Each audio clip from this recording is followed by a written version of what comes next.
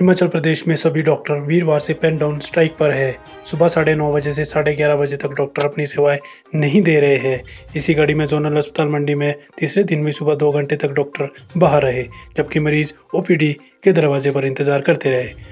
Doctor वेतन विसंगतियों को लेकर हड़ताल कर रहे हैं। डॉक्टरों ने 17 फरवरी तक हड़ताल जारी रखने और उसके बाद छुट्टी पर चले जाने की चेतावनी सरकार को दी है। हालांकि इस दौरान आपातकालीन और कोविड सेवाएं जारी रहेगी, जबकि अन्य सेवाएं 2 घंटों तक प्रभावित रहेगी। मैं डॉक्टर विकास ठाकुर, प्रेसिडेंट एचएमओए मंडी ब्रांच। आज भी हमारे जो है जिला में मेडिकल ऑफिसर्स की तीसरे दिन पेन डाउन स्ट्राइक जारी है।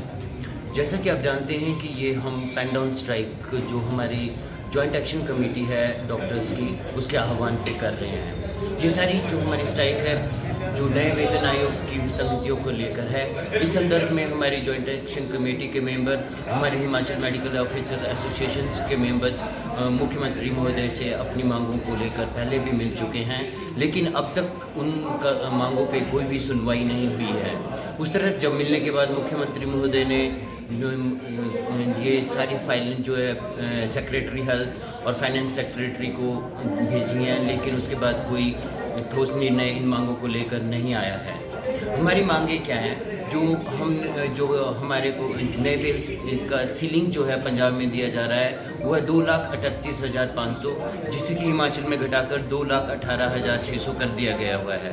उसके साथ ही जो केंद्र ने नए वित्त आयोग में एनपीए दिया था, तो उसकी एनपीए को कम करने की अधिसूचना तक इसे 25% के तक ही 25% दिया गया, लेकिन हिमाचल में इसका अब तक कोई फिटमेंट टेबल नहीं बनाया गया है।